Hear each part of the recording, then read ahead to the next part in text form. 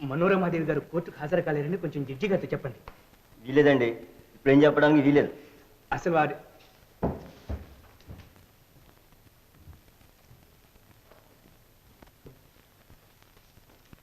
Sir, మనోరమాదేవి గారికి అసలు మనస్థిమితమే పోయింది.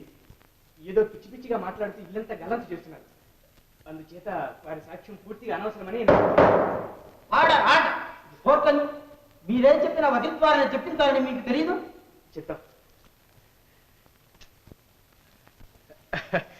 వచ్చారా? రండి రండి. మీరు వెళ్ళి కూర్చోండి.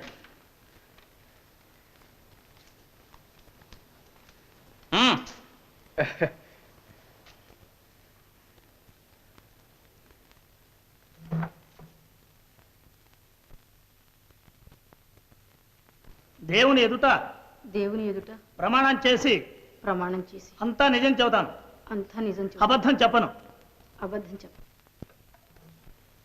మీరు సాక్ష్యం చెప్పగలిగే స్థితిలో ఉన్నారా? ఆ రోజు రాత్రి ఏం జరిగింది? ఆ రాత్రి మా తోటలో ఏవో త్రవ్వుతున్న శబ్దాలు వినపడుతూ ఉంటే అదేమిటో తెలుసుకుందామని మేడ దిగి వస్తూ ఉన్నాను. ఎవరో హఠాత్తుగా నాకు ముసుగు వేశారు. నేను విడిపించుకోవాలని పెనుగులాడుతూ కాంతం కోసం కేకలు వేస్తూ ఉంటే తల మీద గట్టిగా కొట్టారు. స్పృహ తప్పి పడిపోయాను. ఆ కొట్టిన వ్యక్తి ఎవరో గుర్తుపట్టగలరా? లేదు. అతనెవరో మీకు తెలుసా? తెలుసు. ఇతనే మిమ్మల్ని హత్య చేయడానికి ప్రయత్నించాడని ఆరోపణ. మీరేమంటారు? ఆ విషయం నాకేమీ తెలియదు. ముద్దాయి నడవడిని గురించి మీ అభిప్రాయం? అతన్ని గురించి చెప్పే అర్హత నాకు లేదు.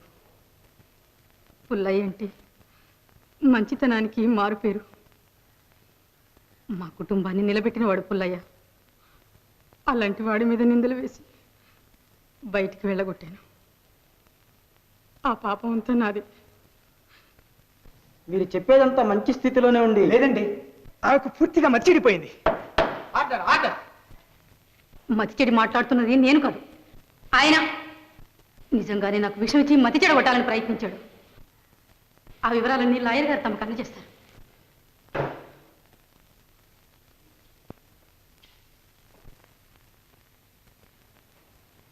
ముద్దాయి పుల్లయ్యను నిర్దోషిగా భావించి విడుదల చేస్తున్నాను.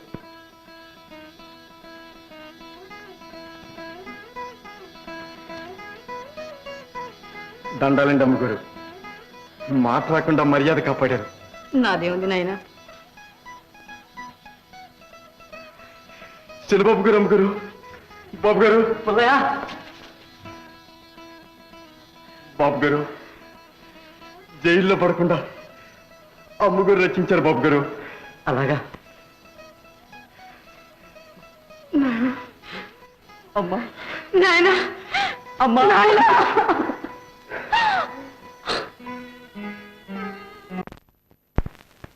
ఈ ముద్దాయి నేరస్తుడని రుజువు చేయడానికి ఈ సాక్ష్యాధారాలు చాలు. ఇతను రౌడీల సహాయంతో దోపిడీ చేయడానికి పూనుకున్న ఆ రాత్రే సమాధి ప్రక్కనే పని మనిషి కాంతానికి ఈ చెప్పులు దొరికినవి. రాణిగారు పడి ఉన్న మేడ మీద గదిలో ఈ చేతికర్ర దొరికింది. ఇన్స్పెక్టర్ వీటిని తీసుకొస్తున్నప్పుడు ముద్దాయి చూపిన కంగారును బట్టి నేరస్తుడు అతనేనని రుజువు అవుతోంది. రాణిగారికి తగిన దెబ్బలను బట్టి చూస్తే ముద్దాయి ఈ చేతికర్రతోనే గట్టిగా కొట్టి ఉంటాడని డాక్టర్ గారు సాక్ష్యం చెప్పారు.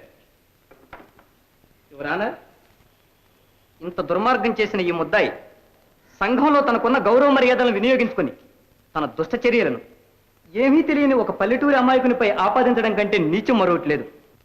రాణి గారు కోర్టుకు వచ్చి నిజం బయట పెడతారనే భయంతో ఈ ముద్దాయి విషప్రయోగానికి కూడా వెనుదీయలేదు. పని మనిషి కాంతం ఆనాడు ముందుగా తెలుసుకుని రక్షించకపోతే రాణిగారు ఏమయ్యేవారో ఏమో. ఆ మందు పరీక్ష చేసిన డాక్టర్ కూడా అందులో విష పదార్థాలున్నాయని మీ ఎదుట నిరూపించాడు. అందుచేత యువర్ ఆనర్, తన దురాశతో దుర్మార్గానికి పూనుకొని సంఘద్రోహిగా తయారైన ఈ ముద్దాయిని, ఈ ఇతర నిందితుల్ని తీవ్రంగా శిక్షించవలసిందిగా అర్థిస్తున్నాను. ముద్దాయిలు ఏమైనా చెప్పుకుంటారా?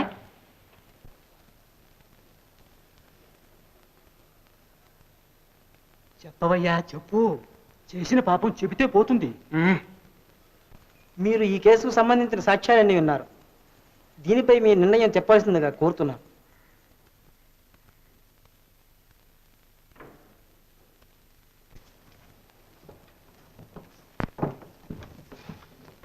ముద్దాయిలు దోషులనే మా అభిప్రాయం.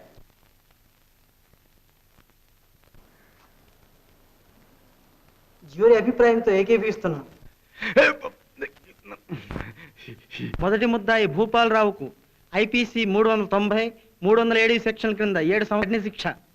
రెండవ ముద్దాయి నియంత్రణకు 3 సంవత్సరాల కఠిన శిక్ష. మూడవ ముద్దాయి నరసమ్మకు సంవత్సరం విడికైదు విధిస్తున్నాను.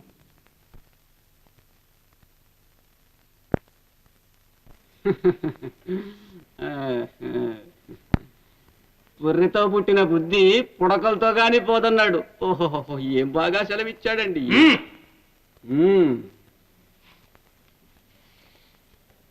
చంపావు పో.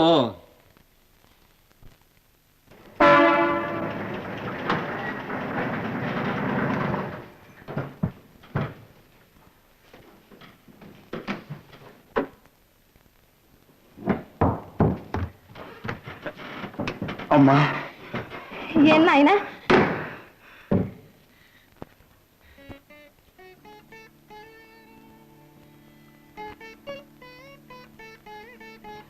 అంత కోపం అయితే ఎట్టారా? ఏదో తెలియచేశాను. లేదయ్యా,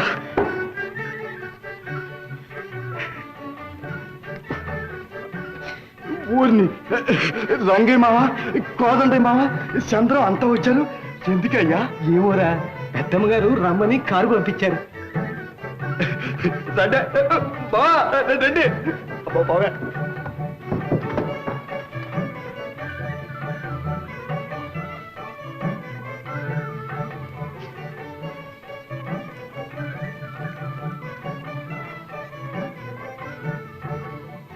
ఏమమ్మా కులాసా?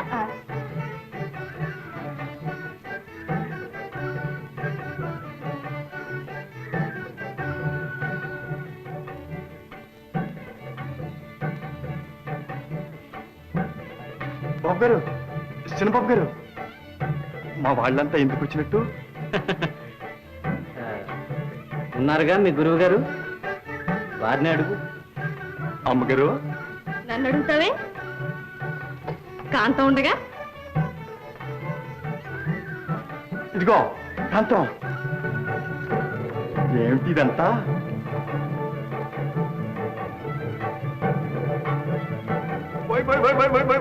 ఏంట సిగ్గు? ఇదిగో కాంతంతా పెళ్లిదాకా అడ్డు పెట్టుకో.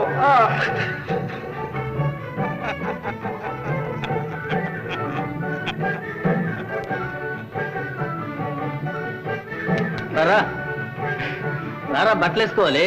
బట్టలో కదులు. ఎందుకురా? ఆ ప్రశ్నలన్నీ తర్వాత గానీ ముందు నడు.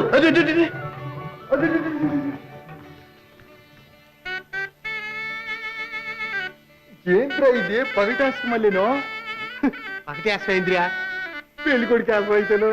ఏంది పెళ్ళా? ఎవరితే బావా? ఇంత గదరా, అందరూ నిన్ను పిచ్చుకోలే. ఇంతకీ పెళ్లి కూతురు ఎవర్రా?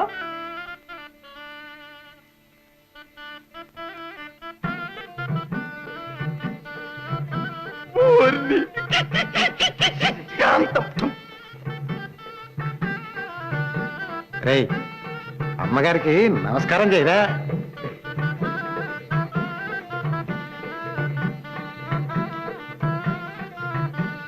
మీకోసం స్వయంగా కట్టా బాబు.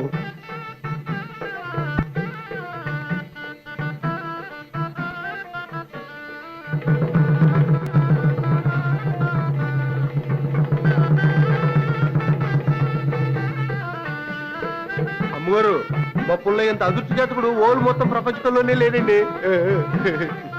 ఎన్ని నాలుకలే మావా నీకు? ఒక్కటే కదరా. పేరుకు మావాడి పుల్లయ్య అయినా అసలు పిచ్చి పుల్లయ్య నువ్వేరా?